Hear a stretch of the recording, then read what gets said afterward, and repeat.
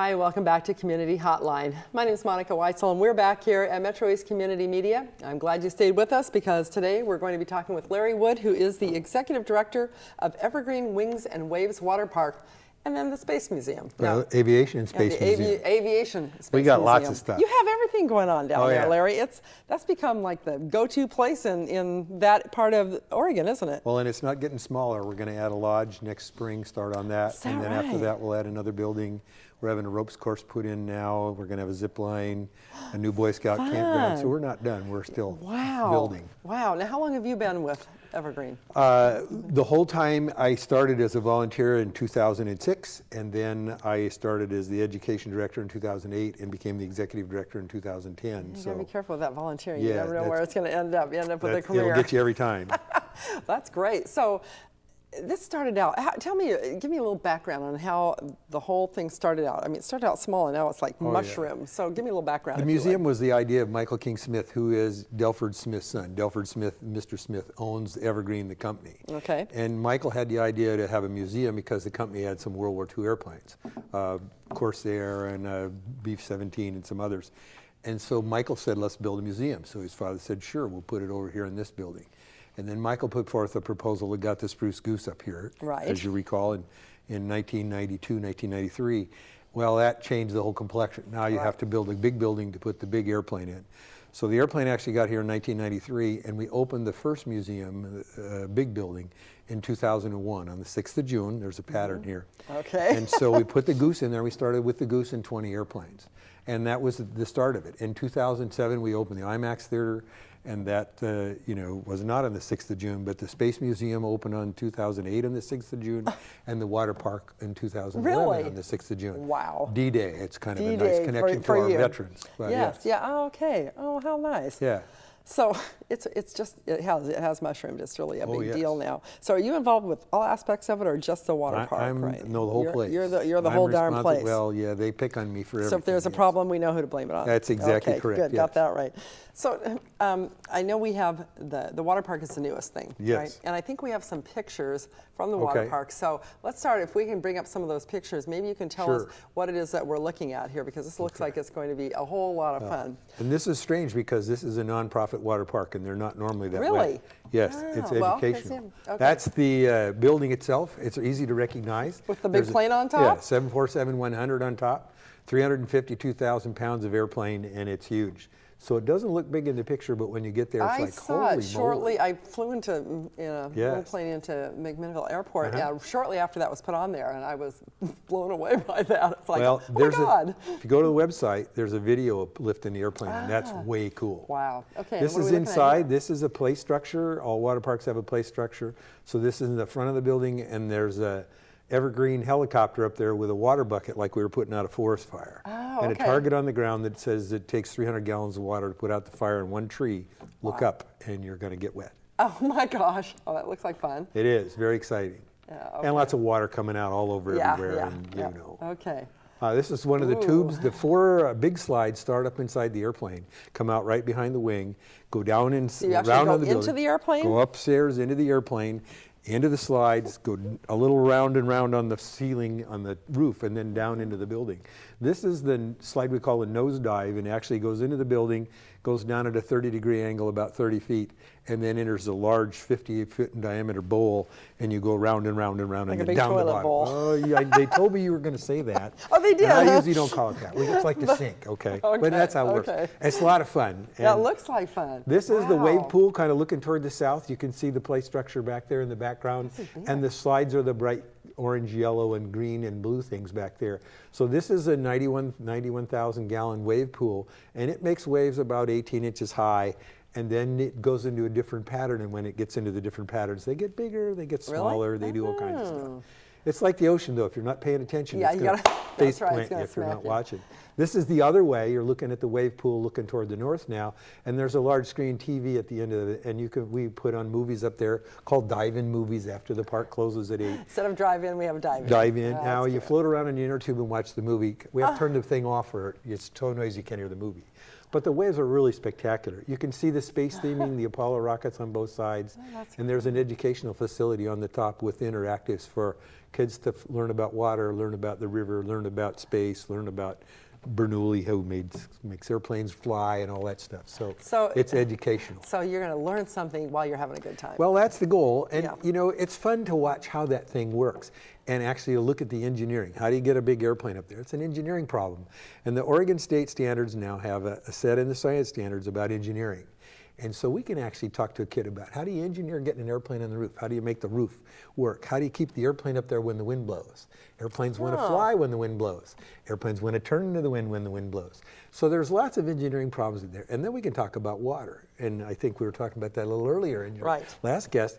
And you know, water's a shortage. Even here in Oregon, we can have droughts and have adventures. How do you manage that stuff? If you take the water to do this, then you may not have the water to do that. And that's important. And we can talk about that actually in the water park.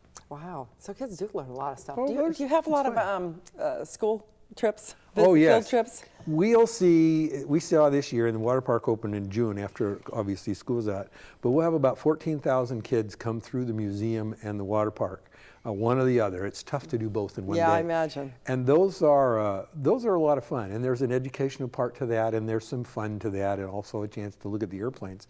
But we do get money from grants and from donors, and we'll sponsor low-income kids in a school. So if you're coming from a school that has very low income people, we'll help you get there. Oh, that's you great. may have to buy the bus, but we'll figure out what to do with you when you get there. That's great. And it's very good exciting. Opportunity for the kids. And we have an outreach program that we don't charge for, and we'll see about 25 to 30,000 kids there. I have a young man in a van, and he has some toys and some things that he takes with him. And he'll teach your class for you if you're a teacher for an hour, 2 hours, all day if you want, and actually take them through some basic educational things, some engineering problems, as well as some of those aviation problems. How an airplane works, why helicopters turn their wings, and all that other stuff. Wow. So it's a lot of fun. And we go about 100 miles away from McMinnville. We're not quite big enough to do OMSI and go all the way to Southern Oregon yet, but we're working on it. But it's a great thing to do especially in that part of Oregon. I mean, now that's like wine country and plenty of things for the adults to do. And this is something that the whole family can do. This is a whole family activity. And the museum is huge, if you've seen it. There are two great big buildings, and then the water park, and then the IMAX theater. This is a 2-day trip, unless you're really nuts. If you spend 4 hours in that water park going up those 6 flights of stairs to get that airplane and then try to walk through those 2 buildings, you're going to be really tired. I brought my grandsons down from Seattle at 8 and 10, and they went to the water park at 10 o'clock in the morning, and they left at 5. And the only reason they left at 5 is they had to be home. Grandma said dinner's at 6. And you don't mess with Grandma. She makes the cookies, okay? Oh, there you go. There you go. So got to get your priorities. Shortly after dinner, 2 boys went, they were I bet. out. They were exhausted. But they had a wonderful time. And I don't say that because I'm the water park guy. Right. No, I have because no I'm doubt. Grandpa. And they really had fun. Water parks are fun anyway. Oh, yes. So you get out there and go down the slides? The night we did it with the rest of the staff, I had to do an interview. So I didn't get to go. And I'll do it. I'm just waiting for the right time. I'm trying to make sure nobody, 68-year-old bodies are not supposed to show up in swimming suits without a little help. So, yeah. I think that's great. But I bet you get all ages there. Oh, yeah. No, we do. And there's a special price for Grandma that wants to come watch. Not that you're Grandma, but a special price for Grandma that doesn't want to swim. So you don't have to swim. So we have a price for that. And it's just, I have to pay somebody something to come in because you're in. Yeah, right. And the money from the water park goes into the museum. And the goal is that the water park will allow the museum to continue to grow. As museums go, we're pretty fortunate in that our admissions actually cover the overhead most of the overhead of running the building. Oh, in other words, my salary's paid from that. And we get some help from grants, but most of it's from that. Now the growth has come from outside, and the water park will help us continue to grow. The Air Force gives me an airplane, for instance, loan me an airplane. I have to go to Tucson and pick it up. And picking an airplane up and moving it from Tucson to it's rather a big undertaking, I imagine. Not cheap. Yeah, I bet it's not. But fun, and great fun to watch. I bet. Oh yeah, challenging. So people coming, from out of town. I mean, obviously, this is a great thing for anybody in Oregon to do, and it's an easy thing because it's very centrally located in the state. But people coming from out of town, they need to come and they need to go to McMinnville. And they need to stay in our hotels and eat in our restaurants, and that's the goal. Yeah, the goal is I imagine it's really a good thing for the economy. Oh, sure. The goal is, everybody in Portland that goes to Lincoln City goes through McMinnville on the bypass. Right. And we want people to stop in McMinnville. So that's why the lodge, that's why this is what's going on. And we want people to stay.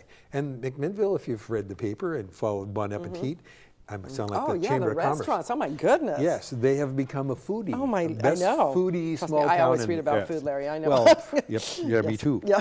But the restaurant of the year is there, and so there's lots of cool Thistle, according to the Oregonian. Thistle. And so there's great places to eat. There's enough vineyards there you could rot your liver out if you tried to hit them all.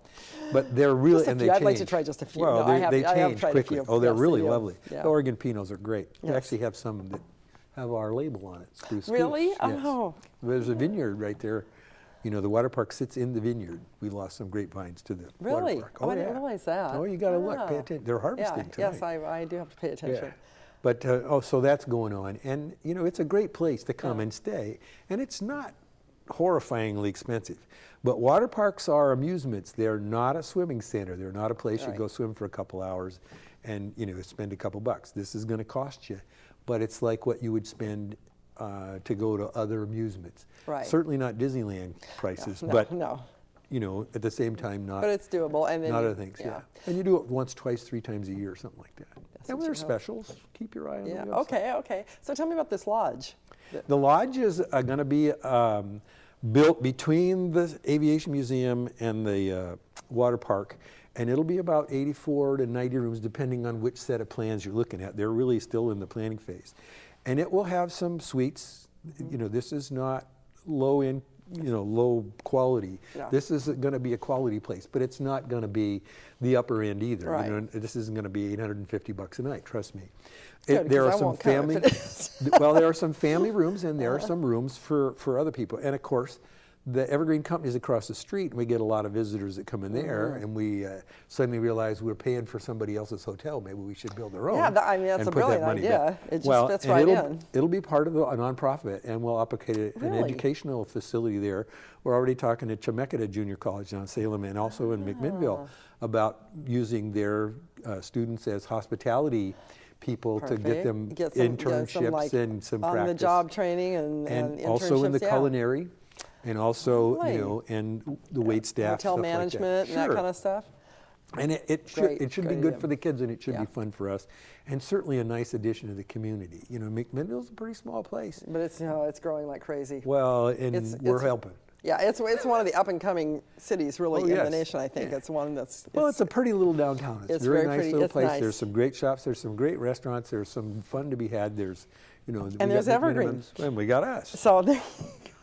So before we go, what's your favorite part of the whole thing? What do you like? What do you like going to? I'm a retired military pilot, so you got to be very careful. I will go to the airplanes, and if you take a tour with me, it's going to take some time.